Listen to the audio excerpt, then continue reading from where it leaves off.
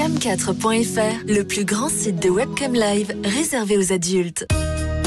14h-16h, Brigitte Lahaie, Sud Radio. Bonjour à tous, nous allons passer ces 2 heures ensemble sur Sud Radio et nous allons évoquer l'acte sexuel. Alors quand on apprend la sexologie, on découvre que l'acte sexuel, c'est en effet 4 actes. Donc il y a le premier, le deuxième, le troisième, le quatrième. Alors le premier acte, c'est les préliminaires, ce dont on va beaucoup parler aujourd'hui. Deuxième acte, c'est la pénétration, on va également beaucoup en parler. Troisième acte, le coït, ça on va laisser de côté. Et quatrième acte, l'orgasme. On va laisser ça de côté aussi. Ça, c'est peut-être un peu dommage. Peut-être qu'on pourrait même ajouter un 5e acte, cette fameuse phase de résolution.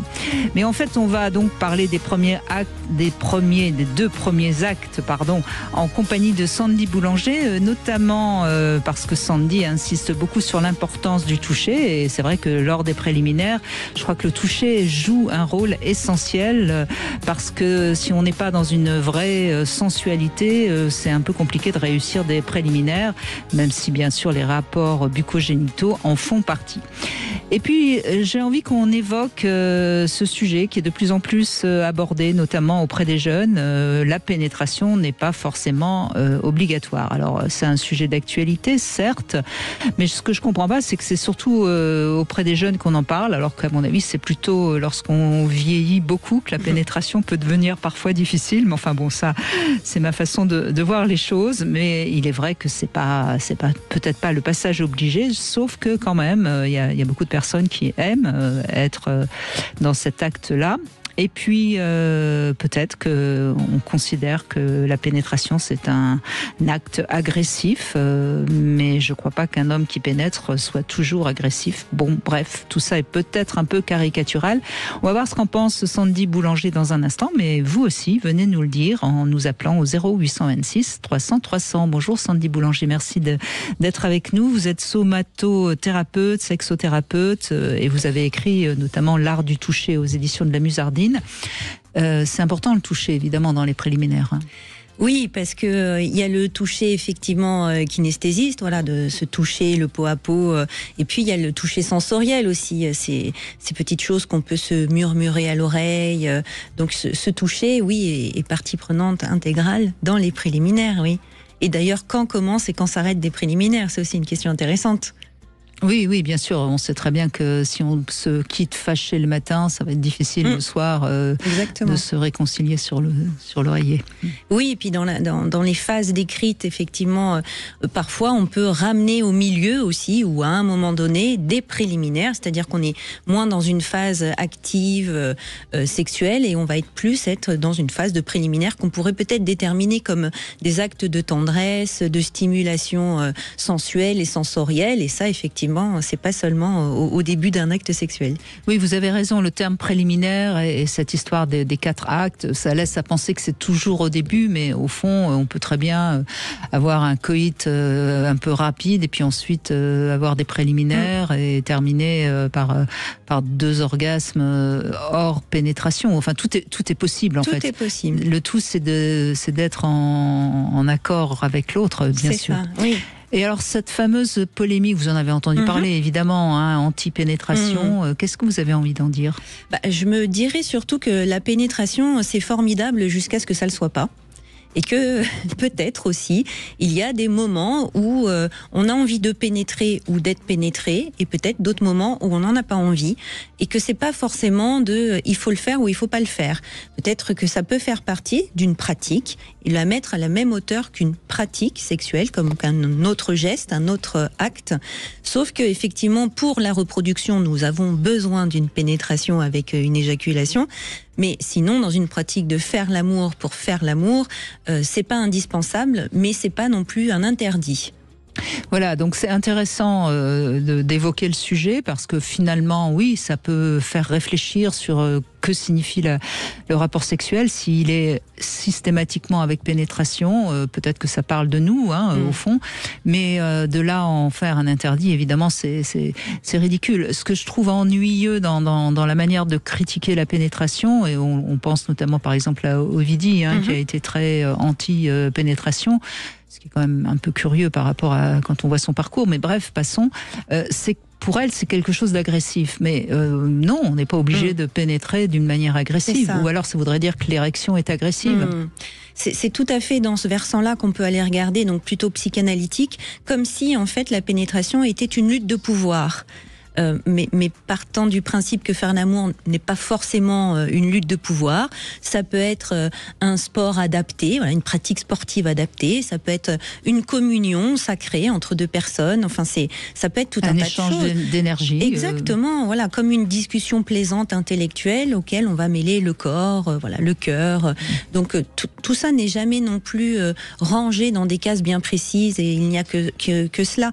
Je crois effectivement que cette rencontre c'est pas forcément agressif. Et puis parfois, on a le droit d'avoir envie, soit de pénétrer de façon plutôt musclée, ou soit d'être pénétré de façon musclée, sans que ça fasse non plus de nous des gens qui sont dans une agressivité. Puis parfois, la pulsion peut être agressive.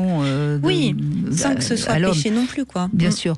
Mais moi, ce que je crois quand même important à dire, c'est que c'est quand même au moment où le pénis est dans le vagin qu'il y a une véritable fusion des deux corps, parce que sinon, quand même, on reste un petit peu... Enfin, c'est le seul... J'allais dire, c'est le seul lien entre les deux corps, c'est quand même le fameux pénis. Et puis c'est aussi le moment où il y a un véritable échange d'énergie. Si on croit à l'énergie qui s'échange sur le plan sexuel, il faut quand même qu'il y ait pénétration. Sinon, il y a bien sûr des échanges d'énergie au sens du toucher et de la caresse. Mais donc peut-être qu'il faut quand même aussi voir les choses. Oui. À partir du moment, évidemment, où la pénétration ne se fait pas de manière violente, on est bien d'accord. Là, vous allez sur le versant du tantra, en fait, où effectivement, l'énergie du sexe masculin et l'énergie du sexe féminin créer une rencontre particulière. Maintenant, est-ce qu'on est obligé de vivre ça? Non, mais c'est comme un orgasme prostatique. Voilà, tous les hommes n'en vivront pas dans leur vie, mais par contre, certains vont pouvoir le rencontrer, trouver ça fabuleux. Donc, c'est pas il faut pas, encore une fois, mais il est possible de vivre ça. Et quand la pénétration est douloureuse, mais que ce soit pour un homme ou pour une femme, parce que c'est vrai que majoritairement aujourd'hui, dans les combats féministes, on entend parler des douleurs vaginales de la pénétration, mais on parle très peu en fait des douleurs de la verge des hommes. Ça existe, peut-être pas autant que les douleurs du vagin, mais ça existe. Mais il y a aussi tous ces hommes qui ont des difficultés parfois à avoir des érections et qui seraient bien contents quand même qu'on ait une sexualité qui puisse être possible. Et ça enlèverait peut-être aussi ce sentiment de performance qui touche beaucoup les hommes. Exactement, c'est ce qu'on aborde beaucoup à l'hôpital, dans les maladies chroniques. Voilà, je pense cancer de la prostate ou des testicules, ou pendant un certain temps, voire pour toujours, les érections ne sont plus possibles. On développe effectivement une autre façon aussi d'être en lien, de faire l'amour, de prendre du plaisir, d'avoir des orgasmes. Donc, homme comme femme, il est possible de continuer à évoluer dans notre sexualité pour que la pénétration, si elle est possible, elle soit un choix, une décision et non pas une obligation. Mais on peut effectivement vivre aussi d'autres choses. Mais ça ne remplace pas. Voilà, rien ne se remplace en fait. C'est comme si vous aviez devant vous une table, un buffet, fabuleux, fantastique. Il y a des choses que vous allez pouvoir manger, d'autres pas. C'est pas grave, l'histoire est toujours de se régaler. On peut ne manger que des entrées et comme on peut s'en passer. Exactement. On fait une petite pause et puis c'est vous qui allez nous donner votre avis sur Sud Radio au 0826 300 300. On se retrouve dans un instant. 14h-16h, Brigitte Lahaie, Sud Radio. Cam4.fr, le plus grand site de webcam live réservé aux adultes. 14h-16h, Brigitte Lahaie, Sud Radio. Sandy Boulanger est avec nous, sexothérapeute, et nous évoquons les préliminaires, la pénétration, et puis peut-être d'autres choses si vous avez envie. Évidemment, restons ouverts à tous vos plaisirs. Bonjour Guy. Oui, bonjour Brigitte, bonjour Sandy. Bonjour Guy. Eh bien, on vous écoute, qu'est-ce que vous en dites, vous? Sandy a dit quelque chose de très intéressant tout à l'heure, c'est qu'est-ce qu'on met derrière les préliminaires.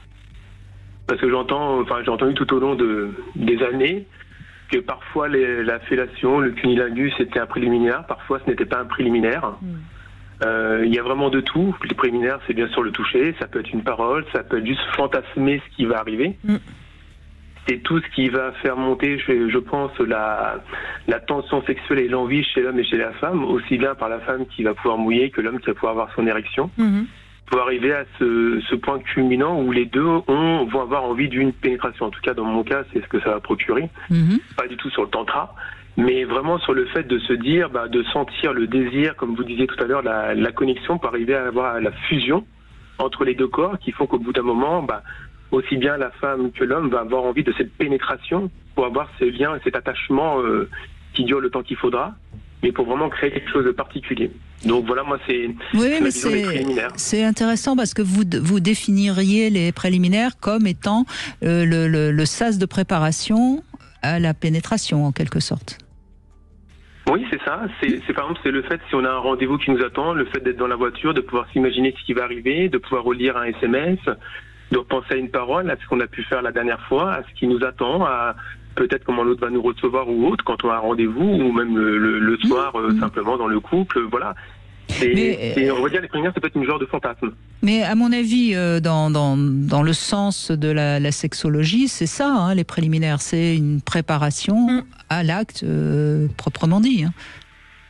Et c'est pour ça que la fellation et le cuni peuvent être nécessaires, puisque ça permet une montée du désir et de l'excitation. Oui, comme ils peuvent être une pratique sexuelle, comme la pénétration, dans tout un programme qu'on peut avoir. Mais vous, Guy, alors, est-ce que vous avez parfois des relations sexuelles où il n'y a pas de pénétration ?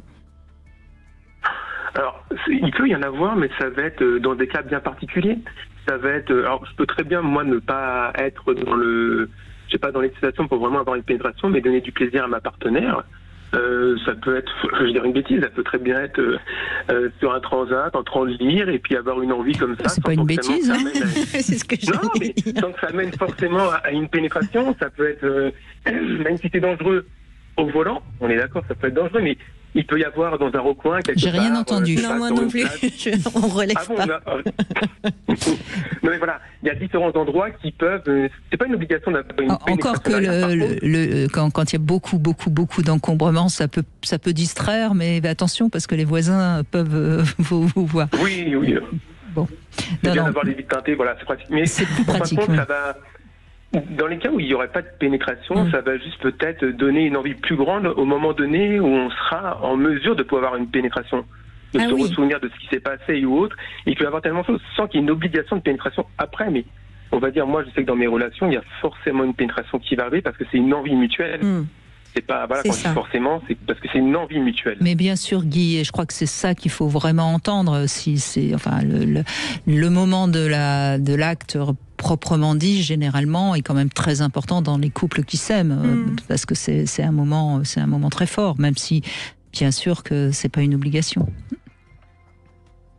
Et ce que vous dites est intéressant aussi, c'est que dans ce que vous partagez, c'est qu'il y a ce sentiment de la complétude, c'est ce que vous disiez tout à l'heure aussi, Brigitte. C'est un sentiment, voilà, on est complet, l'un comme l'autre, d'être dans une pénétration. Il y a un sentiment de plénitude, de complétude. Voilà, on est unis très fort l'un avec l'autre dans cet acte-là. Donc, c'est absolument aux antipodes d'un acte violent et agressif. C'est au contraire une réunion sacrée, consacrée, limite de la fusion. Mais c'est totalement ça, c'est la fusion, parce que même indépendamment de dire que c'est dans la violence ou autre, à des moments on peut avoir du sexe qui est beaucoup plus débridé et autres, mais parce que c'est la fusion qui va donner cette envie-là, soit de continuer dans quelque chose qui peut être de la tendresse, soit dans quelque chose qui est beaucoup plus hard, mais c'est toujours cette osmose et cette connexion et cette fusion qui va créer ça. C'est vraiment tout ce ressenti. Je crois pas, d'ailleurs je suis sûre, à force d'étudier la sexo et écouter les gens me parler de leur sexualité, je crois qu'il faut pas oublier une chose, c'est que pour un homme, évidemment, d'être au chaud, c'est quand même un moment d'extase extraordinaire et ça, il y a rien qui le remplace, quoi qu'on en dise. Et pour les femmes, même si elles sont uniquement avec des jouissances clitoridiennes, c'est-à-dire qu'elles n'ont pas de jouissance lorsqu'on les pénètre, l'idée de ne plus être pénétrée, ça ne leur va pas du tout, parce qu'elles aiment sentir l'homme en elles, et même elles ne supportent pas quand il éjacule pas. Donc on voit bien que c'est quelque chose qui est très important pour la majorité des gens. Après, encore une fois, c'est pas une obligation, mais pour la plupart des gens, c'est un acte sur un plan symbolique qui est important. Et si je peux rajouter quelque chose, mais bien sûr, c'est qu'une femme sur une pénétration qui a vraiment envie d'une pénétration, il suffit juste rien que le gland, rien d'insérer au fur et à mesure que ce soit tout doucement et autres. Enfin, chez mes partenaires, ça crée quelque chose qui est incroyable parce que c'est ce qu'elles attendent, c'est ce qu'elles désirent, c'est ce qu'elles veulent. Donc, indépendamment, même si ça va être tout l'orgasme et au niveau du clitoris, rien que de sentir cette pénétration qui arrive, ça met en ébullition. Bien sûr, bien sûr. Et puis après, elles ont généralement envie que ça aille un peu plus loin, hein, il me semble. Ouais, tout à fait, oui. Je crois, hein. Je crois.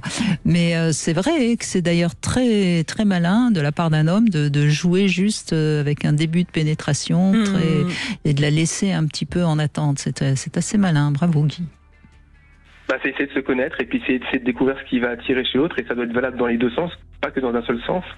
Et c'est vraiment, c'est là où on va dire, quand on va avoir le rapport sexuel, il va vraiment être magnifique, extraordinaire, intergalactique, tout ce qu'on veut, à partir du moment où c'est la fusion totale, quoi. C'est un abandon, ressentir. C'est ça. Ouais. Parce que on n'est pas obligé de se connaître depuis des années. Pour ça, c'est vrai que dans une fusion, dans cette connexion, ça peut être aussi quelqu'un qu'on ne connaît pas, et puis on a cette alchimie des corps, justement se laisser aller, cet abandon. Et puis quand on n'a pas de douleur, c'est vrai que la pénétration, ça n'est pas le symbole d'une lutte de pouvoir. Exactement. Et d'ailleurs, rappelons quand même aussi une chose. Encore une fois, je suis d'accord avec vous, Sandy. Quand il y a douleur, attention, et essayons d'éviter le temps justement qu'il y ait cicatrisation, parce que parfois il y a une douleur qui se réactive à cause de la pénétration. Mais même quand il y a une douleur, petite douleur, on va dire, pour les femmes, en général, une fois que le coït a commencé, la douleur souvent s'évacue. Hein. Oui, ça dépend des causes. Effectivement, parfois c'est par manque de relaxation, de détente, de lâcher prise, justement. Donc le vagin reste trop contracté, les muscles autour sont trop contractés. Il y a un manque de lubrification, donc forcément c'est douloureux. Mais c'est quand même beaucoup dû à d'autres douleurs, d'autres dyspareunies qui sont liées à d'autres choses. Mais quand on n'est pas suffisamment détendu, relaxé, effectivement, ça fait mal, et c'est après que ça passe. Mais c'est pas tout à fait la même chose que d'avoir des douleurs en permanence. Non, bien sûr. Mais cette tactique, effectivement, de rentrer progressivement, j'espère que beaucoup d'autres hommes vous écoutent, Guy, parce que c'est quelque chose de délicat aussi, mais pour les deux. Et j'ai envie de dire, ça amène même une grande maîtrise de soi en tant qu'homme, que de faire cet acte-là, de rentrer tout doucement, progressivement, de se retirer. Ça demande une vraie concentration, une respiration, un centrage sur soi pour justement ne pas aller trop vite et ne pas justement lâcher trop vite sa maîtrise de son plaisir. Donc c'est effectivement une pratique qui est très louable, je pense, dans les pénétrations qui peuvent être un peu difficiles. Donc on va vous donner un bon point, Guy. Merci beaucoup. Et c'est pas n'importe qui vous le donne.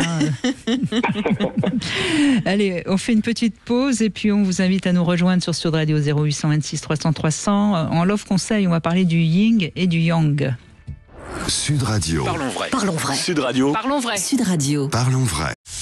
Cam4.fr, le plus grand site de webcam live réservé aux adultes. Brigitte Lahaie, Sud Radio, le Love Conseil. Alors c'est un Love Conseil qui pourrait aller un petit peu avec le sens de l'émission aujourd'hui. Sandy Boulanger, est-ce qu'il y en a qui sont plus dominants que d'autres, et est-ce qu'il y a des gens, un sexe plus sensuel que l'autre? C'est pour ça que j'avais envie de parler du yin et du yang. C'est donc d'origine orientale, ça, le yin étant le symbole féminin, le yang le symbole masculin.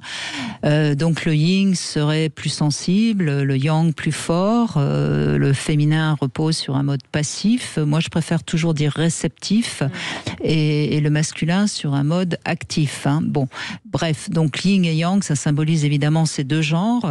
Évidemment, aucune femme n'est entièrement yin, comme aucun homme n'est entièrement yang. Donc ça, c'est déjà une chose dont on parle quand même beaucoup plus aujourd'hui qu'avant. Alors, si vous êtes yang, si vous êtes trop yang, ben vous êtes peut-être un peu trop tout feu, tout flamme, comme on dit. C'est une énergie magnifique, certes, mais qui entraîne à parfois agir un peu trop rapidement et qui peut nuire notamment à la sensualité. Vous êtes un petit peu du style droit au but et donc on pourrait vous conseiller de ralentir un petit peu dans votre gestuelle et d'être un peu plus réceptif au monde qui vous entoure. Mais ça, c'est dans la vie en général. Hein, c'est pas, je ne parle pas que de la sexualité. Et c'est vrai que vous avez tendance à confondre action, réaction. Hein, c'est-à-dire que vous agissez, vous réagissez. Il faut apprendre un peu plus à recevoir et de temps en temps à se mettre dans une situation où vous allez être un peu passif. À l'inverse, quand on a beaucoup trop de yin, eh bien, ça fait qu'on est hyper sensible, hyper émotif, hyper contemplatif, et ça manque souvent un peu d'initiative. Tout ça, vous avez peur de heurter les autres, et on peut vous reprocher notamment votre manque de désir. Enfin, c'est du moins l'impression que vous pouvez donner.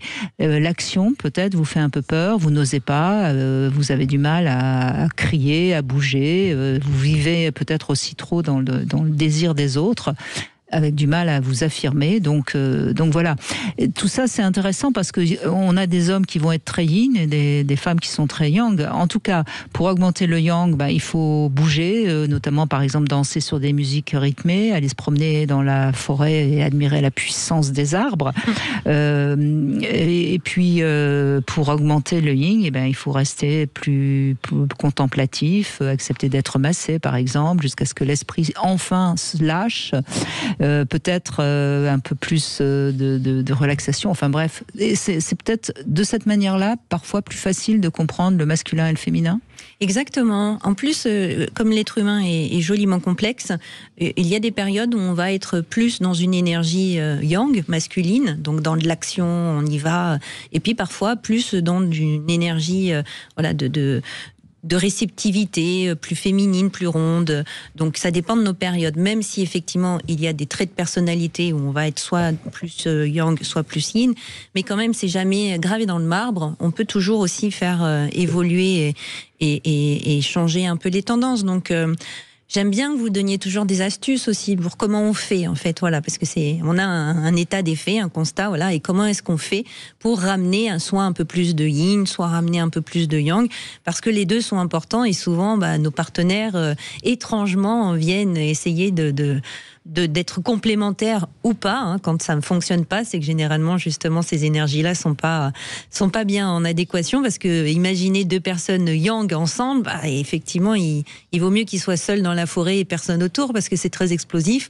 À l'inverse, deux personnes yin, voilà, il faut quand même de l'énergie pour avoir envie de faire l'amour, il faut un peu d'initiative, donc si personne n'en prend, il se passe rien. Oui. On peut aussi se rapprocher aux quatre éléments. Hein. Le feu et l'air serait plutôt yang, la terre et l'eau plutôt yin. Hein. Ça peut aussi aider à comprendre. Mais moi, je dis toujours, observez autour de vous. Là, si on observe, on voit des objets qui seraient plutôt yin, des objets plutôt yang. Enfin, on peut s'amuser comme ça à développer justement son imaginaire dans le côté symbole masculin, symbole féminin. Et à partir de ce moment-là, on sera moins à croire qu'il y a d'un côté les hommes, de l'autre côté les femmes, quoi. Oui, et puis de le voir en soi, comment ça se répartit aussi. À quel moment est-ce que je vais être plutôt dans l'action ? Il y a d'autres moments où est-ce que je vais être plutôt dans la réception. C'est ce principe du donner et de recevoir, en fait. Hein. Tout à fait. Il y a beaucoup de gens qui ne savent que donner et pas recevoir. Ceux qui savent que recevoir et pas donner, on essaye de mettre un peu d'équilibre en fonction des situations. Comme écouter et parler, et là on va écouter Catherine. Chouette. Bonjour Catherine. Bonjour Brigitte et bonjour Sandy. Bonjour Catherine. Merci de me recevoir à l'antenne. J'ai beaucoup aimé d'abord là ce Love Conseil parce qu'en fait et le préambule que vous avez fait aussi Sandy sur la rencontre sexuelle, en fait ce qui se joue et en fait tout ce qui se joue, ça n'est jamais figé. En fait c'est toujours très différent. Enfin, en tout cas pour moi, c'est toujours très différent. Voilà, on ne sait pas à quoi s'attendre en fait. Enfin moi quand je fais l'amour avec mon compagnon. Et alors pour nous les préliminaires c'est très très important. Voilà. Et donc parce que et ça peut aussi bien se terminer par une pénétration ou pas en fait, parce que moi je trouve que pour nous ça m'est arrivé que les préliminaires qui peuvent constituer à eux seuls, en fait, une sexualité que l'on vit assez profondément, intimement, dans une communion émotionnelle très intense, parce qu'on est vraiment très fusionnel à ce moment-là. Alors bien sûr, souvent même, quand il y a pénétration, en fait, c'est là, effectivement, comme vous l'expliquez, Brigitte, que la fusion se fait. C'est-à-dire que ça arrive, c'est vraiment la fusion des deux corps, comme vous le disiez très très bien. Mais en même temps, entre nous, la connexion est tellement puissante que dans les préliminaires, on sent que l'énergie, elle est là, elle monte, elle est assez puissante. Et comme quand on fait l'amour dans une énergie de yin-yang, en fait, c'est quelque chose que tout s'entremêle, en fait. On est tantôt yin, tantôt yang l'un et l'autre. Et en fait, c'est ce qui fait qu'on arrive à quelque chose d'assez, à une forme d'union sacrée. Moi, je le dis comme ça parce que j'ai un côté très spirituel, et lui aussi d'ailleurs. Donc, c'est comme ça que je le vis. Mais à mon avis, c'est parce que vous avez l'un et l'autre cette capacité à être dans le donner et dans le recevoir total. C'est-à-dire qu'à un moment donné, quand on donne, par exemple, si votre homme vous fait un cuni et qu'il n'est que dans votre plaisir, il est dans quelque chose de total. C'est ça. Tout à fait, c'est exactement ça. Et à partir de ce moment-là, la jouissance que vous lui offrez, puisque d'une certaine manière vous lui offrez, même si vous en profitez évidemment bien, ça le remplit presque. Enfin, pour certains hommes, ça peut le remplir plus que de vous pénétrer, vous voyez. Mais pour ça, il faut vraiment une connexion, comme vous l'avez très justement dit, Catherine. C'est exactement ça, en fait. Et bon, je vis ça de façon. C'est la première fois que je vis ça avec mon compagnon, où j'ai un abandon total, un lâcher prise total, et en même temps être dans dans le donner, le recevoir. Ce qui est, et donc c'est juste formidable. Et en même temps, j'ai écouté ce que disait Guy, je crois que c'est ça, Guy, l'auditeur précédent, quand il parlait de lui. Quand il pénétrait à peine, il se retirait, il pénétrait à peine sa partenaire, etc. Et mon compagnon fait pareil. Et là, je trouve que c'est juste une intensité extraordinaire. C'est juste magnifique. Voilà. Mais donc, oui, après, ce que vous décrivez, Catherine, aussi, c'est cette complicité que l'on peut avoir avec une personne qui, au fil du temps, s'intensifie. C'est pour ça que souvent, on a cette croyance que, voilà, au bout d'un certain nombre d'années dans le couple, la sexualité, on en a fait le tour et on s'ennuie. Eh ben non, en fait, il y a des personnes qui, au contraire, plus le temps passe et plus ils se découvrent et s'abandonnent et vivent des choses élevées. C'est cette complicité, c'est le mot abandon, c'est très très fort parce que ça résume tout. Mais ça veut dire qu'on s'abandonne déjà de soi à soi, c'est-à-dire qu'on n'a plus peur d'être qui on est quand on n'a plus de barrières, plus de filtres, et puis du coup, qui est l'autre aussi dans ces états-là. Totalement, c'est totalement ça. C'est exactement ça, et ça part d'une confiance mutuelle absolue, enfin que l'on a l'un dans l'autre, et donc effectivement après tout est ouvert à nous, enfin tout est possible, tout voilà. Oui, mais vous savez, Catherine, ce qui est intéressant, c'est toujours d'écouter les mots que utilisent les gens quand ils parlent de sexe. Par exemple, quand un homme dit « je l'apprends ». Il n'y a pas besoin de faire des années de psychanalyse pour entendre que à ce moment-là, oui, il la possède, il la domine, on est bien d'accord. Et quand une femme dit je m'ouvre, je m'offre, ça parle aussi de soi-même. Ça veut dire qu'elle s'offre, ça veut dire qu'elle est totalement dans l'abandon, et donc elle n'est pas soumise. Enfin, vous voyez comment les mots qu'on utilise pour parler de faire l'amour, finalement, révèle les enjeux qu'on y met ou le jeu qu'on y met, quoi. Enjeu et jeu, j'aime beaucoup le terme de jeu, parce que c'est un terrain de jeu aussi, la sexualité, il ne faut pas l'oublier, enfin pour moi, en tout cas. Voilà. Bah, c'est mieux, oui. Ça doit être aussi joyeux. Mais Non, souvent, il y a beaucoup d'enjeux, malheureusement, dans la sexualité. oui, c'est ce qui la complique. C'est normal en même temps qu'il y ait beaucoup d'enjeux, puisque ça touche quand même des parts de nous que parfois même on ignore. Et c'est ça qui est chouette aussi. Hein. Oui, et puis il y a tous les enjeux sociétaux aussi. Enfin voilà, la sexualité, c'est quand même quelque chose de très politique. Hein. Donc il y a ce qui se passe pour nous, et puis il y a ce qui se passe dans notre ville, hein, la policité. Bon, du coup, on n'est pas tout seul quand on fait l'amour, quoi. Il y a toute notre transgénérationnel, et puis il y a toute la cité aussi. Ça fait beaucoup de monde d'un coup. C'est vrai. Non, mais c'est très juste ce que vous dites, Sandy, parce que moi, à une époque de ma vie, c'était pas très très simple la sexualité, et il y avait tout ce petit monde dans ma tête, Ouais. dans ma tête et dans mon histoire de vie. Bien sûr. Que je suis allée voir, que je suis allée avec qui j'ai essayé, voilà, j'ai redressé ça, comment dire, refait mon histoire, sur pas mal de choses, et donc j'ai compris des choses, j'ai revu la lignée féminine, et donc à travers des choses qui se sont, comment dire, oui, que j'ai compris parce que j'ai fait un travail là-dessus.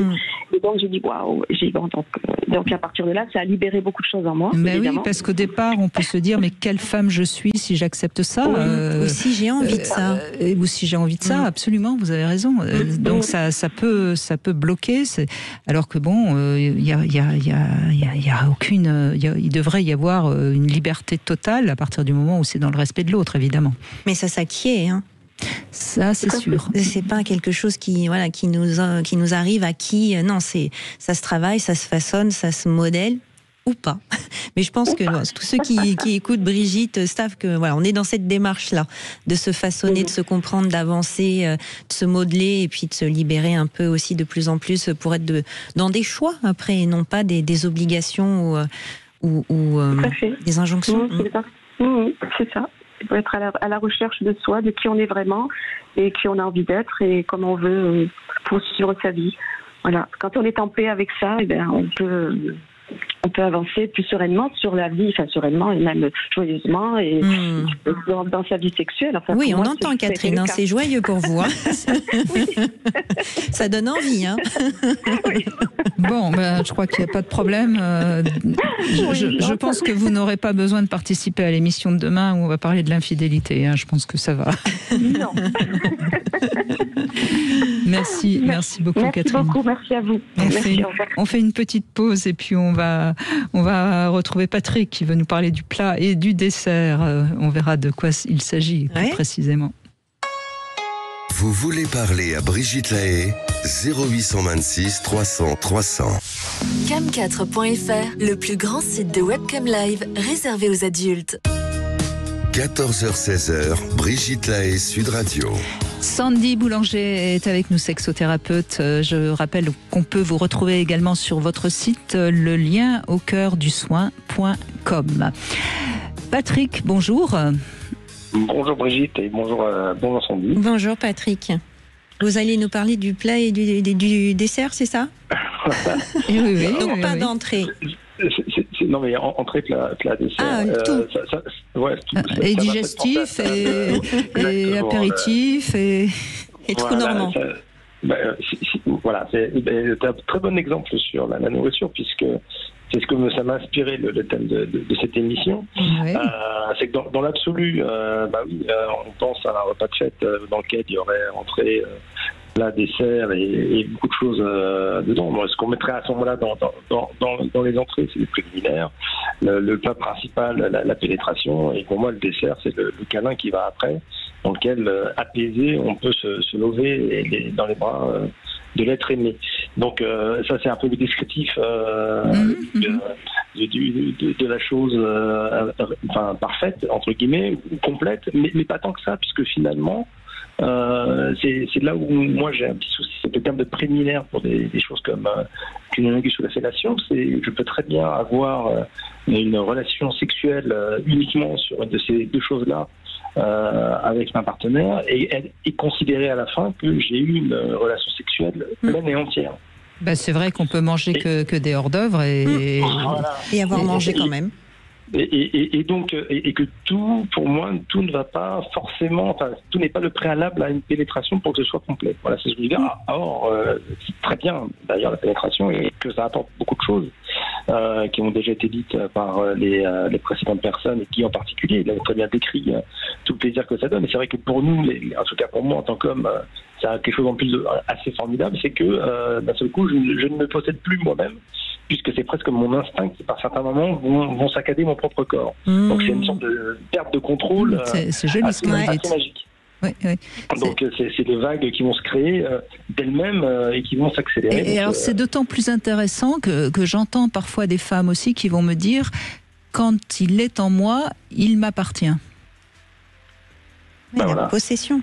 Vous voyez, c'est là où on voit aussi toute la représentation qu'on se met du coït, quoi. Parce que il y a des femmes, par exemple, qui considèrent qu'une fois qu'il est en elle, c'est elle qui l'a, quoi, le fameux phallus.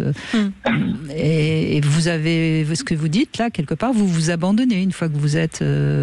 Exactement. Enfin, exactement. Je m'abandonne à la situation, alors que dans les autres moments, aux autres pratiques sexuelles, mon corps ne m'échappe pas. Là, c'est pratiquement les coups de rein, à un moment donné, ils partent tout seuls. J'ai pas besoin de me concentrer ou de les maîtriser. Ils sont organisés par eux-mêmes, et donc c'est assez exaltant. Mais pour autant, une fellation ou un cuni pris seul, parce que c'est le moment où la situation fait que il y aura que ça, c'est déjà beaucoup, et c'est complet pour moi. Oui, c'est déjà un rapport sexuel. Exactement, je le prends vraiment en tant que tel, et je n'aurais pas un manque en disant il y a peu de pénétration. Non, c'est très chouette ce que vous partagez. C'était qu'un apéritif, c'était qu'un ersatz en attendant mieux demain, quoi. Non, c'est très important ce que vous nous partagez aussi, Patrick, je vous remercie, parce qu'effectivement, on a parfois cette croyance que les hommes ont une nécessité aussi à la pénétration. Mais vous le décrivez très bien, et c'est ce qu'on se disait aussi plus tôt. En fait, nous avons devant nous toute une table avec des ingrédients divers et variés, et en fonction, on va faire des plats. Et la pénétration fait partie des choses qui peuvent être faites, mais c'est pas obligatoire non plus. C'est pas parce qu'elle ne compose pas notre recette que le plat est incomplet. Donc il faut maintenant faire une sexualité à la carte et non plus au menu. S'il vous plaît, de grâce. Et puis étoilé et non pas en fast food. Non, mais ce qui est ennuyeux enfin, c'est pour ça que j'avais envie d'aborder cette fameuse question de la pénétration, parce que ce qui est ennuyeux dans ce qu'on entend auprès de jeunes femmes, plus ou moins d'ailleurs jeunes, c'est cette pénétration qui serait forcément un acte agressif, quoi. C'est ça qui est embêtant. Mais après, bien sûr qu'elle n'est pas obligatoire non plus. Les deux excès sont toujours, de toute façon, se rapprochent au fond. Oui, bien sûr. Et puis parfois, c'est justement une agressivité passive de personnes, de femmes qui ne peuvent pas être pénétrées tellement la douleur est insupportable, que ce soit pour des raisons physiologiques ou psychiques, et qui du coup vont pouvoir essayer de s'apaiser au niveau des conflits internes en disant que de toute façon la pénétration, voilà, c'est un acte de lutte de pouvoir. Alors qu'en fait, pas toujours. C'est jamais d'ailleurs une lutte de pouvoir, sauf effectivement quand c'est ce qui se joue dans la relation. Alors je parle même pas des agressions, on n'en est pas là du tout, on parle aujourd'hui des relations intimes, d'une vie affective, voilà, pour une nuit ou pour une tranche de vie, mais dans un endroit de consentement mutuel. Et je pense que les femmes ont tout leur rôle à jouer, même encore plus que nous, je dirais, dans cet acte-là, puisque je dirais que c'est elle qui donne un peu le déclic, ou le moment où c'est le plus opportun ou moins opportun. Et que j'ai toujours l'exemple en tête d'une collègue avec qui j'avais une discussion il y a pas longtemps, qui m'avait expliqué qu'elle avait eu une première vie sexuelle avec un premier mari qui ne lui convenait pas du tout parce qu'il lui faisait mal, et puis alors qu'elle était très contente parce qu'elle avait trouvé quelqu'un qui lui faisait pas mal. Alors j'ai pas demandé la taille du sexe, je pense que ça n'avait aucun rapport, dans l'explication de texte. Sûrement, oui. C'est possible que si. C'est possible que si. Mais c'est possible que non aussi. Oui, mais je pense surtout, parce que pour l'avoir connu, qui était quelqu'un d'excessivement gentil, qui était quelqu'un qui ne voulait jamais faire de mal aux gens, et puis surtout du mal à dire non dans la vie courante. Je pense qu'elle avait eu un premier mari qui était peut-être pas très à l'écoute, et qui allait, lui, pensant bien bien faire, et que le deuxième était juste un peu plus patient, mais c'est dommage qu'au premier, elle n'ait pas eu l'occasion de lui dire écoute, c'est pas tout à fait le moment, et il faut surtout pas avoir peur de ça, puisque je dirais nous. Oui, mais ça, Patrick, excusez-moi, mais c'est un argument qui vous honore, parce que ça prouve que vous êtes à l'écoute du corps de la femme, et vous voyez si elle est réceptive, ou si. Mais il y a quand même une catégorie d'hommes qui, malheureusement, sont tellement égocentrés par rapport à leur pulsion qu'ils sont incapables de se rendre compte si la femme est prête à être pénétrée ou pas, et ils y vont franco, et ils forcent parfois le passage. Un homme qui s'intéresse au corps de la femme se rend bien compte quand ça rentre pas comme dans du beurre, si je puis dire, hein, pour prendre encore une expression culinaire.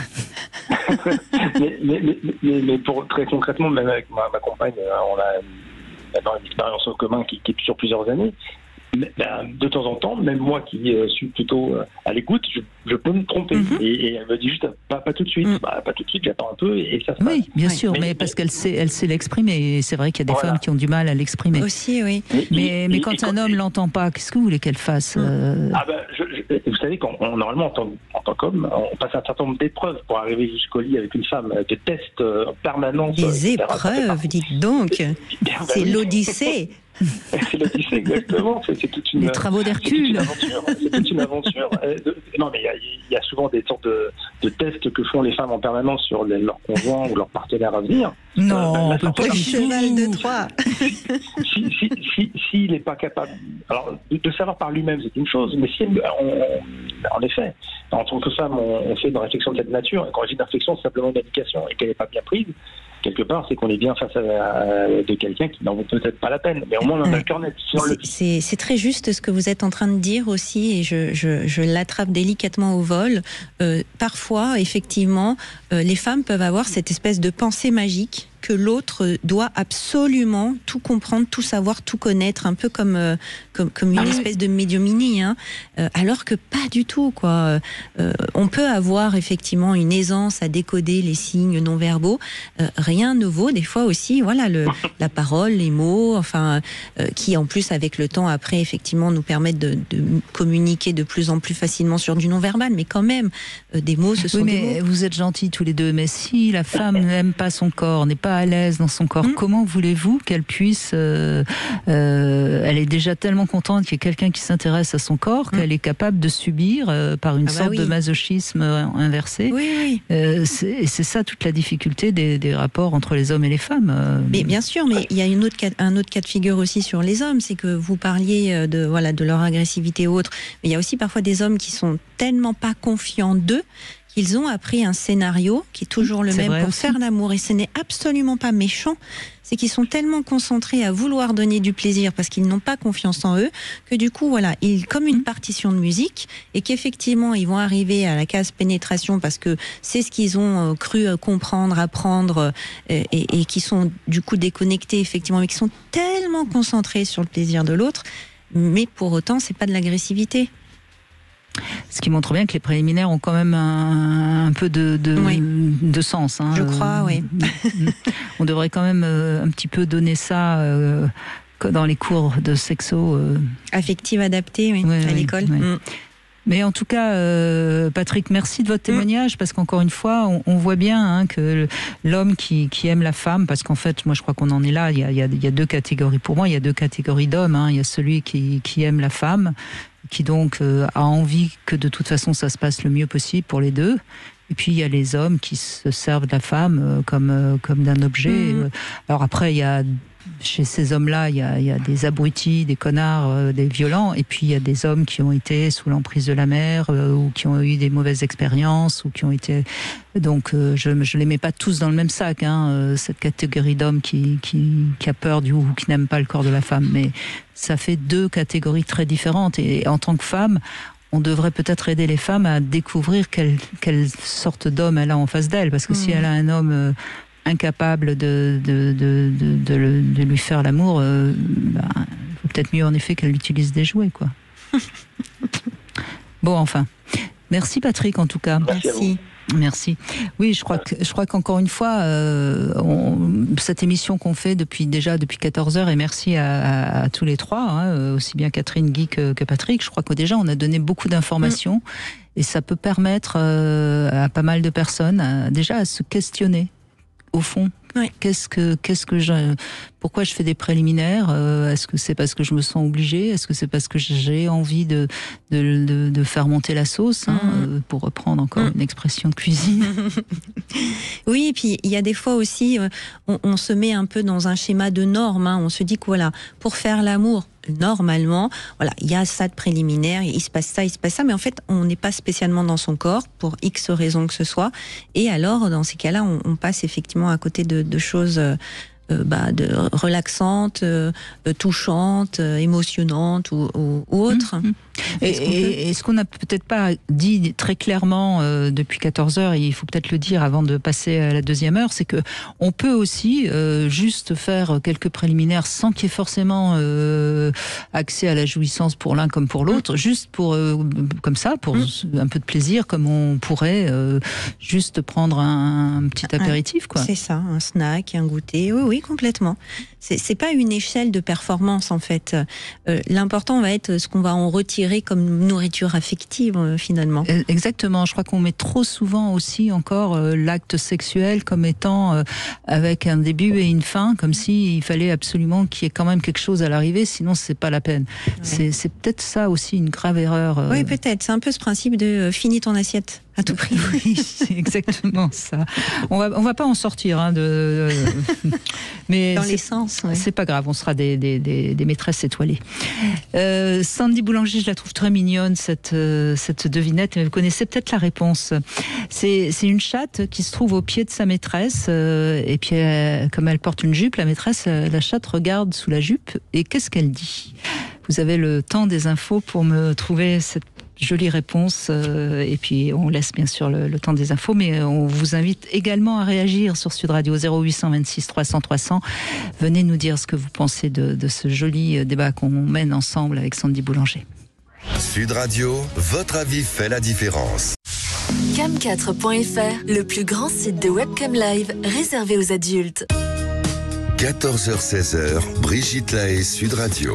Alors vous l'avez compris, on parle de cuisine aujourd'hui avec Sandy Boulanger, sexothérapeute. Non, on parle pas cuisine, on parle de la sexualité qui devrait tout le temps être à la carte, avec des choix de chacun, et pas toujours le même menu au quotidien, parce que ce serait en finale comme tout, si on mangeait tous les jours la même chose, ce serait pareil. Ouais. Bref, on parle donc des préliminaires, de la pénétration. Vous pouvez réagir à votre tour si vous avez envie de donner votre avis ou de poser des questions au 0826 300 300.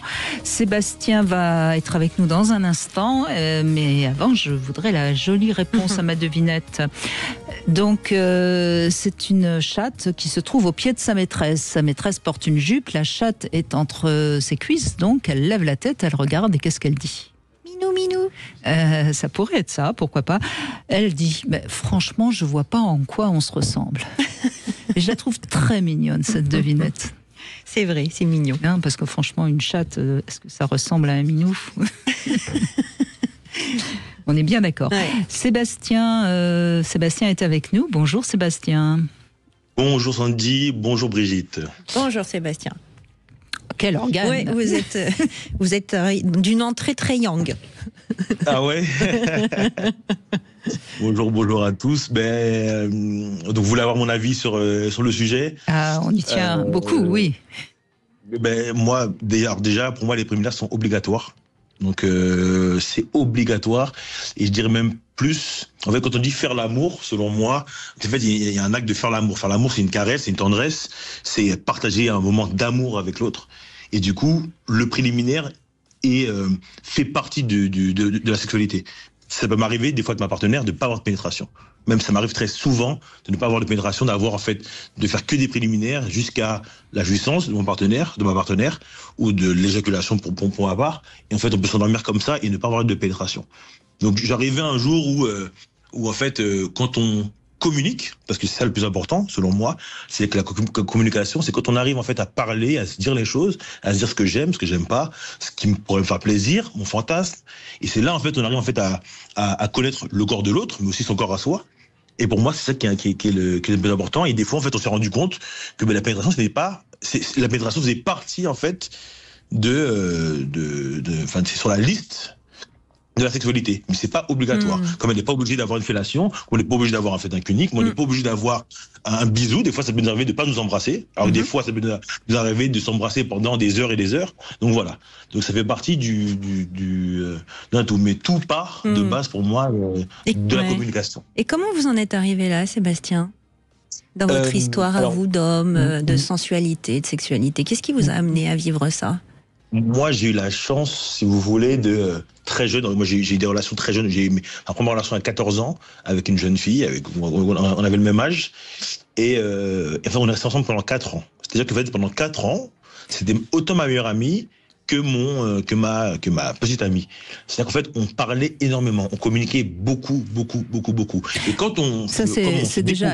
Excusez-moi, je vous coupe, mais c'est très important ce que vous venez de dire. Quand on a la chance de démarrer sa sexualité avec quelqu'un avec qui on peut vraiment tout doucement expérimenter, communiquer et se découvrir. Et donc ça, c'est déjà un très bon point, j'imagine bien, parce que vous avez découvert qu'une femme, c'est pas comme un homme, déjà, mais très tôt. Oui. Mais en fait, c'est très tôt, et puis et je me suis rendu compte aussi que en fait nous on aimait en fait rechercher, comprendre comment le corps fonctionne. On était tous les deux passionnés par se faire du plaisir, par comprendre ce que l'autre faisait. On y allait, je vais aller loin dans les détails de la sexualité, mais j'ai eu un anulingus de sa part à 16 ans. Elle avait dit, en fait, je vais essayer. Je dis, waouh, c'est très bizarre comme concept. On s'est regardé, on dit rien, mais dit, en fait, j'en essaye, on ne saura jamais. En fait, elle l'a essayé, et mon Dieu, c'était complètement fou. Et en fait, on avait 14 ans, et en fait, après, on était au collège ensemble, après, on est parti au lycée ensemble, on faisait ça dans les toilettes, on était vraiment... Alors, je précise, je rappelle la loi, excusez-moi, Sébastien, normalement, vous auriez dû attendre 15 ans pour tous les deux commencer à faire l'amour. C'est pas bien.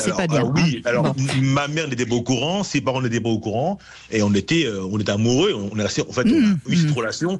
Moi, j'en ai 33 aujourd'hui. On a eu cette relation jusqu'à mes 25 ans. C'est-à-dire qu'après, on s'est quittés, je suis revenu, on s'est reparlé parce que on se connaissait tellement par cœur en grandissant qu'au final, en fait, on a grandi comme ça. Ouais. Aujourd'hui, à 25 ans, 26 ans, on se parle.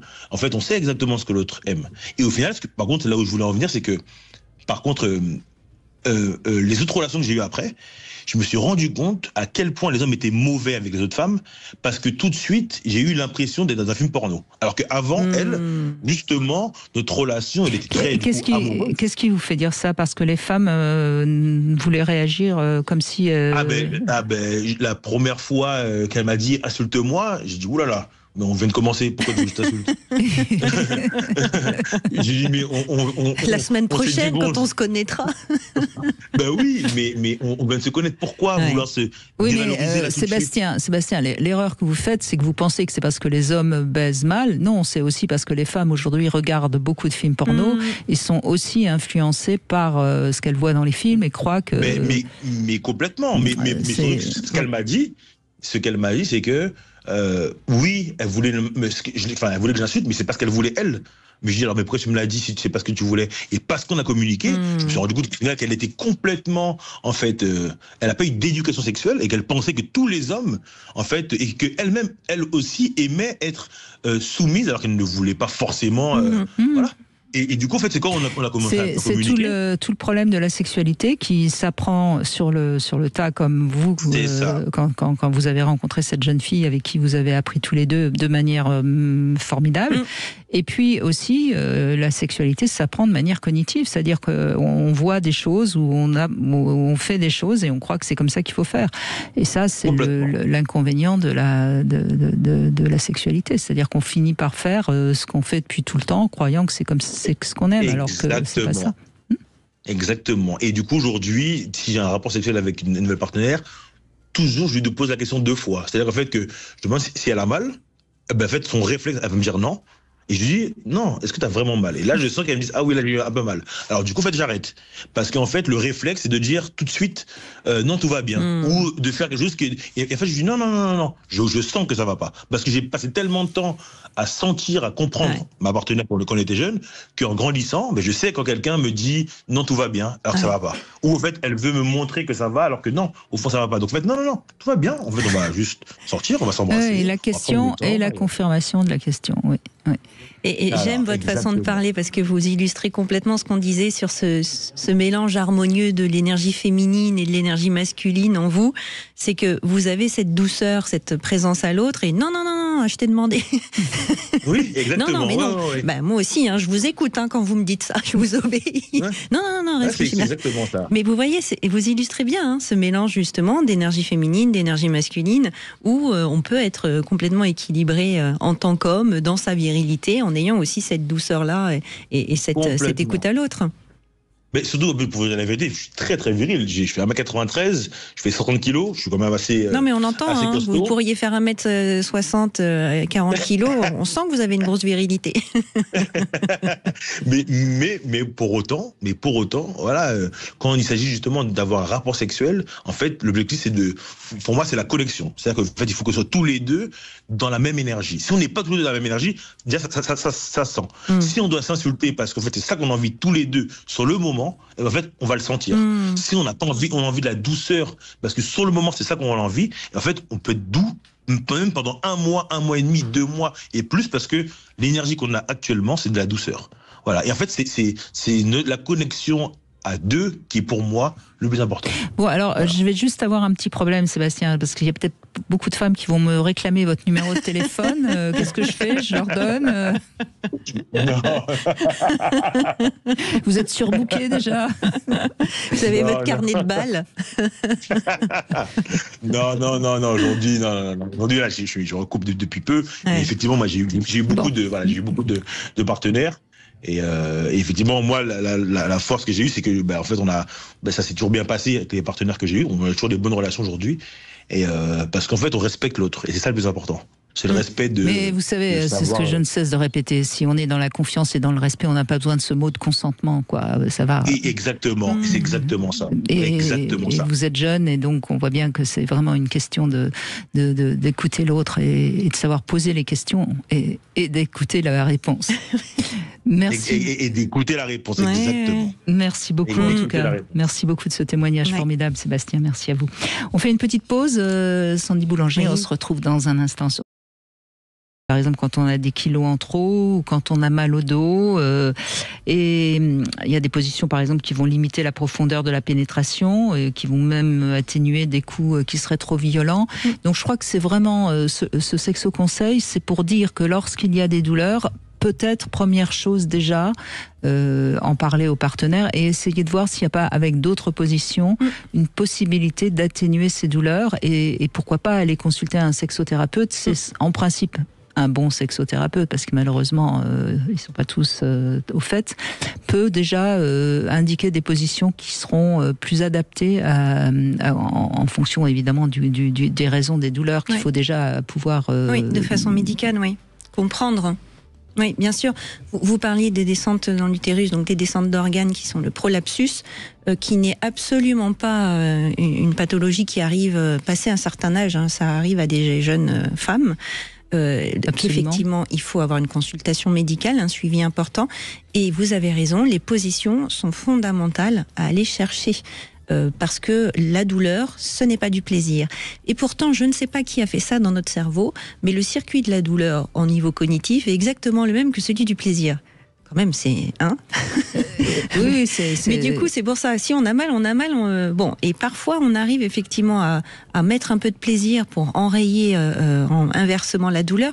Mais la douleur, à la base, à moins d'avoir vraiment une grande connaissance de son corps, où on arrive à avoir de la douce souffrance, ce genre de choses, ou sur des maladies chroniques, on vit en permanence avec des fonds douloureux, quand même, on ne se force pas à faire l'amour quand on a mal. Dans les pratiques SM, où en effet, douleur, souffrance, plaisir, jouissance sont liés lié. Sinon, non, il n'y a pas de raison d'avoir mal en faisant l'amour. Pas du tout. Mais vraiment, il y a des positions qui peuvent être adaptées, quelle que soit la douleur. Donc, c'est vraiment important de comprendre ça. Alors, on peut en parler, par exemple, à une sage-femme, un ostéopathe. Il y a des personnes qui sont à même de pouvoir aider, à condition que ce soit des personnes qui soient assez libres dans la sexualité, parce que malheureusement, c'est pas parce qu'on est forcément sage-femme qu'on est libéré sexuellement. Non, etc., il faut être etc. formé quand même.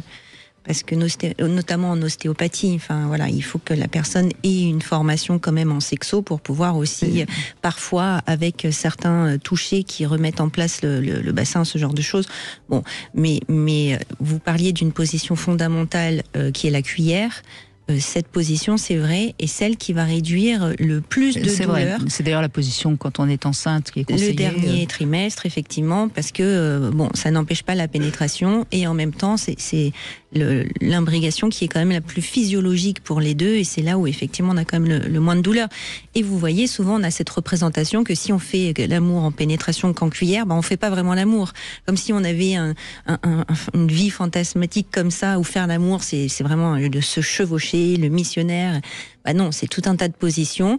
Les coussins, c'est primordial quand on a des douleurs. On devrait toujours avoir des coussins près du lit, ça c'est sûr. N'est-ce pas ? C'est indispensable, Oui. Je suis d'accord. Et s'installer confortablement, c'est quand même la base du relâchement. Hein. Donc oui, nous sommes pour les coussins. N'est-ce pas ? Voilà, on va inventer une marque de coussins extraordinaire qui sera vraiment voilà. Bon, allez, on va retrouver Christophe qui lui pense que la pénétration est obligatoire, en tout cas pour lui, et il a bien raison de le dire. Bonjour Christophe. Bonjour. Merci d'être avec nous, parce que c'est vrai, c'est bien aussi d'avoir un témoignage dans ce sens-là, parce qu'après tout. Oui, alors, les préliminaires, c'est important. Ça démarre bien avant les actes. Pour moi, les préliminaires, c'est installer son ami, c'est la recevoir. Déjà, moi, j'aime bien recevoir mon ami, elle s'assoit, je lui fais un petit apéro, on fait des conversations. On intensifie la conversation sur le sexe pour titiller. Et puis après, oui, on part sur les préliminaires. Tout assez classique. Mon amie, je la connais bien. Je sais ce qu'elle aime, donc j'ai pas besoin. Mais vous voyez, Christophe, pareil, il parle de préliminaire, d'avant-préliminaire. Ouais. Donc il faut vraiment qu'on trouve un mot. Hein. Allez-y, Brigitte. Vous allez laisser ça à la postérité. Allez-y, Brigitte, inventez un mot avant. Mais oui, vous avez tout à fait raison. Oui, ça conditionne. Donc vous continuez sur vos préliminaires. Oui, on continue sur les préliminaires, mais oui, pour moi, il faut pénétration. Ouais. À un moment donné, c'est. Bah oui, mais c'est pas péché, hein. Vous faites bien de le dire, hein. C'est vrai. Non, c'est pas péché. Non. Vous avez le droit d'aimer ça et que ça soit quelque chose d'important pour vous. C'est une expression de Sandy, c'est pas péché, que j'adore d'ailleurs, parce que elle est assez imagée, elle est presque, elle est très mignonne. Donc tout va bien, vous irez au paradis, Christophe. Bon, parfait. Ouf. Vous pénétrerez le tunnel de lumière jusqu'au paradis. Bon, parfait. Je commence à voir la lumière, ça y est.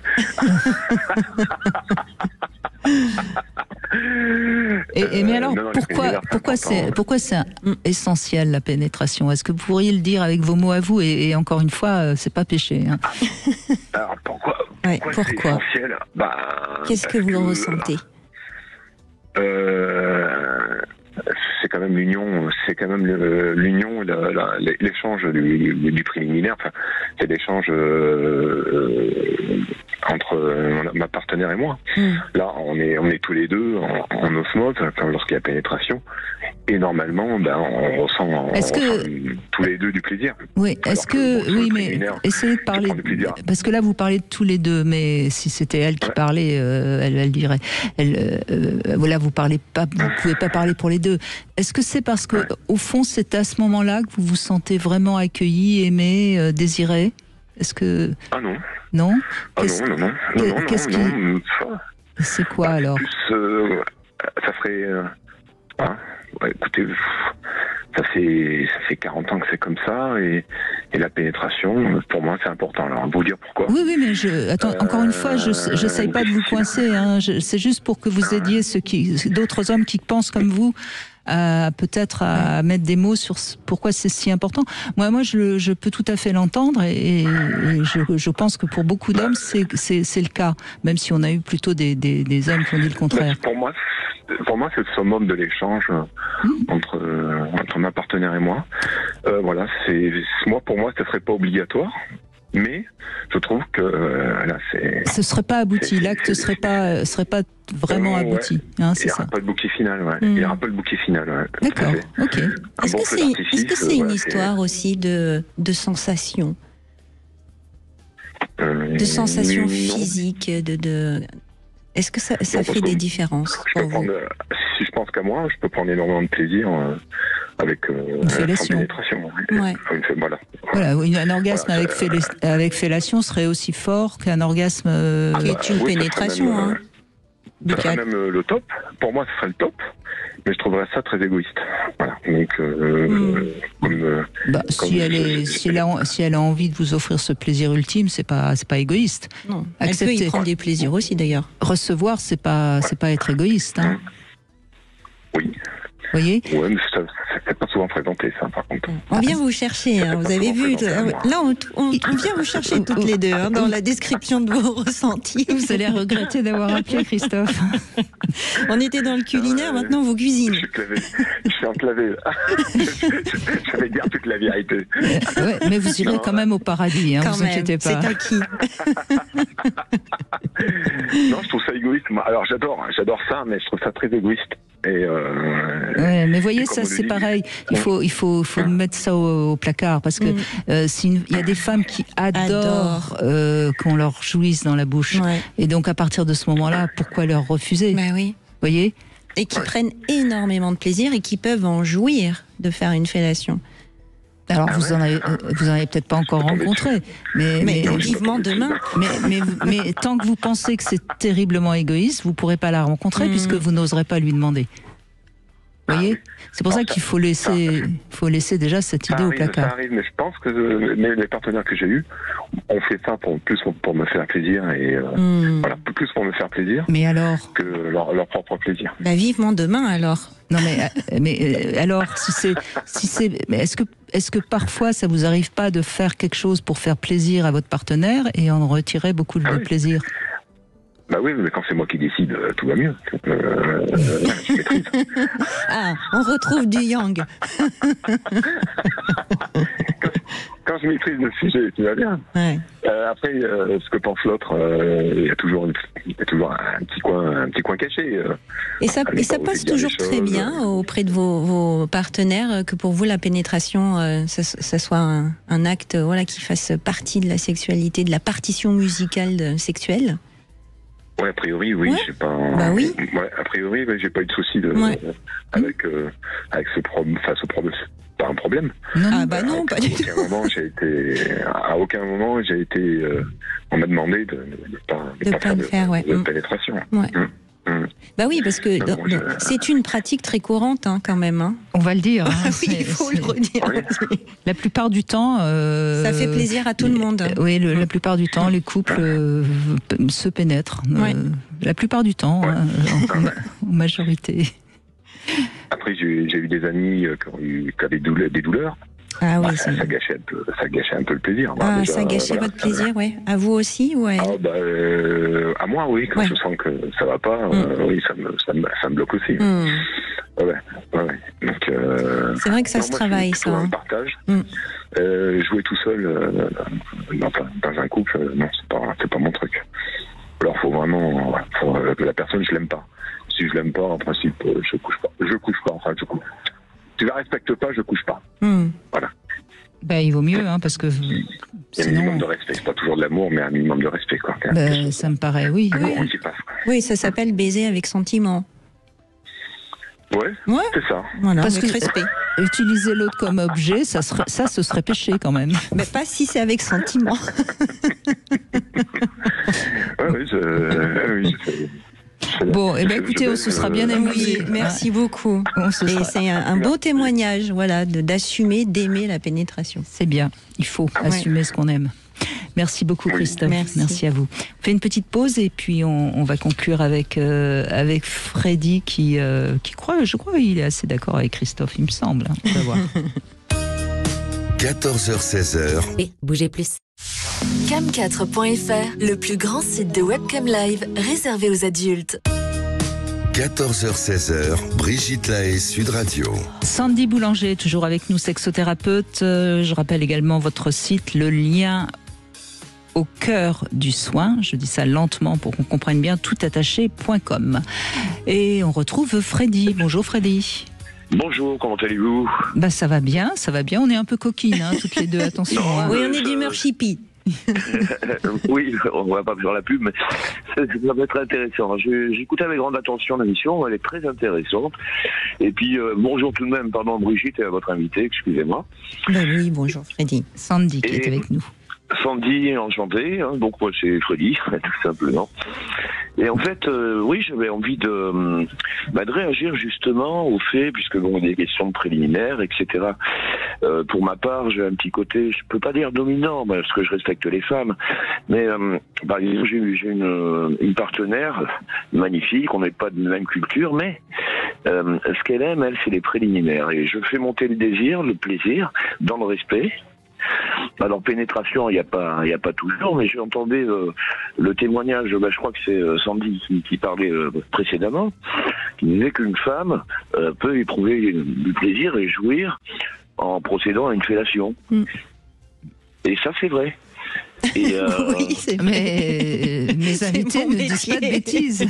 Non, je vous taquine, pardon. Ça veut dire que vous l'avez constaté, vous l'avez vécu.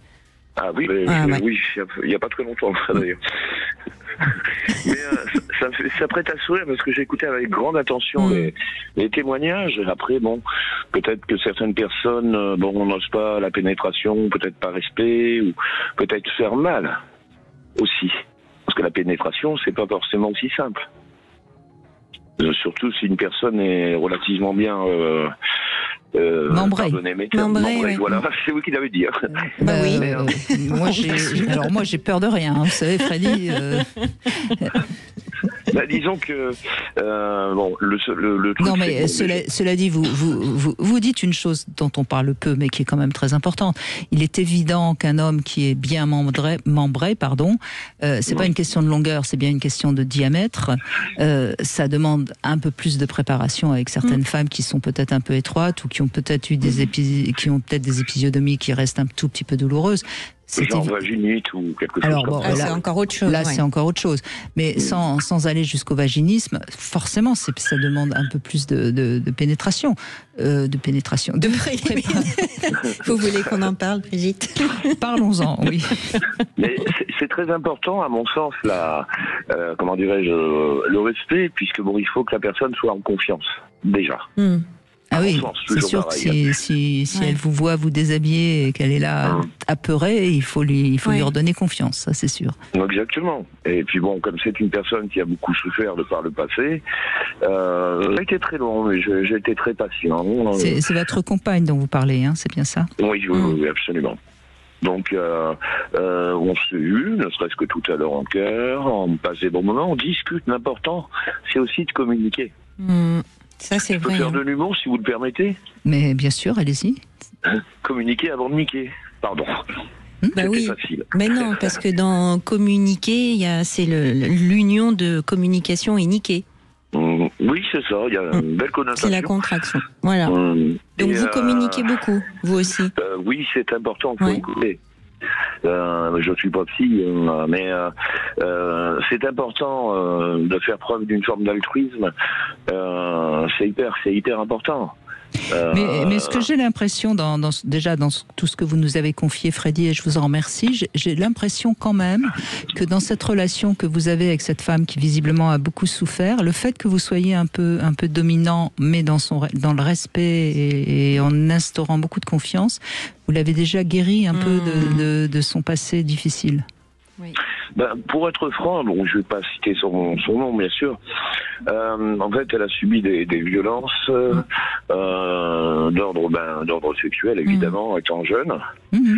Donc, il faut prendre en compte ça, parce que c'est un trauma. Moi, à mon sens, c'est un trauma, là encore. Oui. Et donc, je me suis montré patient. Elle était un peu perdue, en pleine dépression. Donc, on s'est chargé de.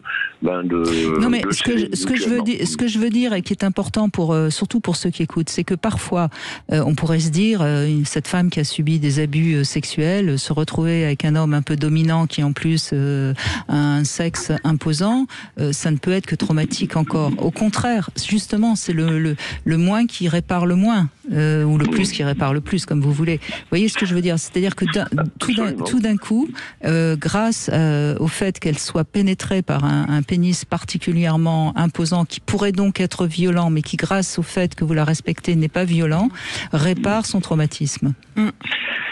Vous savez, vous me rappelez, je me permets de vous interrompre, pardonnez-moi, vous me rappelez un professeur de mathématiques lorsque j'étais au collège au début des années 80 qui disait le négatif plus le négatif, ça ne fait que du positif. Mais exactement, c'est exactement ce que je transmets comme message, parce que sinon ceux qui vous écoutent doivent se dire, ne doivent pas comprendre. C'est certain. Oui, donc ça veut pas dire qu'il faut faire que des choses négatives et qu'au final ça sera positif. C'est que de points qui nous sont négatifs, comme un trauma, comme un sexe qui peut être un peu plus gros que la moyenne, c'est pas toujours une gloire, hein, ni un fléau d'ailleurs, mais ça veut dire qu'il faut avoir conscience de ça et effectivement adapter sa sexualité. Eh bien, ces deux inconvénients-là ont fait que tous les deux, en fait, vous apportez beaucoup de positifs. Oui, exactement. On est très heureux, on rit. Alors c'est un détail qui n'a en apparence pas forcément un lien avec la sexualité, mais on rit beaucoup. Vous savez ce qu'on dit, femme qui rit à moitié dans le lit, hein. C'est pas faux. C'est vrai. Non, mais je veux dire déjà, d'une part, je suis content que vous me laissiez la parole. Déjà, d'une part, c'est important parce qu'effectivement, il y a pas mal de gens qui ne comprennent pas. Il y a ce qu'on appelle, pardonnez mes termes, il y a des bourrins. Des gens qui comprennent pas ou des gens qui manquent de confiance en eux, donc veulent se montrer supérieurs. Alors il n'y a pas de gens supérieurs, on est tous pareils. On a tous des désirs, on a tous des envies. Non, on n'est pas tous pareils. On est tous des individus et on a tous le droit à notre individualité. Disons qu'à partir du moment où on est en osmose avec sa partenaire... Mais on a tous envie d'avoir du plaisir et on a tous besoin d'amour, ça c'est sûr. Et on ne s'en lasse pas. Ça, je vous garantis. Enfin, la vie est belle, la vie est fantastique, c'est ce qu'il faut dire. Parce que vous œuvrez dans ce sens-là, hein, Freddy. Hein, ça se saurait si ça tombait tout cuit du ciel, hein, tout ça. Hein. C'est parce que voilà, vous y apportez beaucoup d'attention, d'intérêt et de vigilance aussi. Enfin, j'imagine que c'est pas toujours facile non plus, mais vous œuvrez dans ce sens-là. Mais vous vous connaissez depuis combien de temps avec cette femme ? 6 ans. 6 ans, oui, donc déjà, c'est bien, oui. Déjà, oui. Et qu'est-ce qui vous a attiré chez elle au départ, justement ? Alors, très honnêtement, déjà ses yeux, son regard. Elle a les yeux qui ont la couleur de jade, enfin, vous savez, la pierre. Ensuite, sa gentillesse. C'est une femme qui est très dévouée. Elle s'occupe entre autres aussi de sa famille. Ça, c'est très beau. C'est une femme qui est forte. J'entends, elle a un caractère. Bien qu'elle aime ce que je suis, c'est tout à fait flatteur. Mais ce que j'aime chez elle avant tout, outre son physique évidemment, et non, elle a du caractère. Elle se laisse pas faire, et ça c'est bien. Ouais, c'est ce qu'il vous fallait un peu quand même, hein. Aussi. Mais vous sécurisez l'un l'autre en fait. Hein. Vous voyez, Freddy, mais oui, parce que vous avez vous aussi votre caractère et en même temps, tous les deux, vous arrivez à vous faire confiance, à vous apprivoiser pour justement pouvoir avoir un beau caractère affirmé, mais qui n'est pas dans la lutte de pouvoir. Non, absolument pas. C'est magnifique, bravo. on essaye et puis ça s'entretient une relation. Oui. C'est comme le reste. Il faut s'entretenir, il faut se découvrir tous les jours, il faut s'aimer tous les jours. Il faut de l'affection, il faut de la tendresse, de la sensualité aussi. Il y en a beaucoup. Donc j'estime avoir un bon cocktail en fait. Bah oui, on a bien compris que ça commençait à l'apéro en plus chez vous, le rituel. Oui, on peut dire ça. C'est vrai.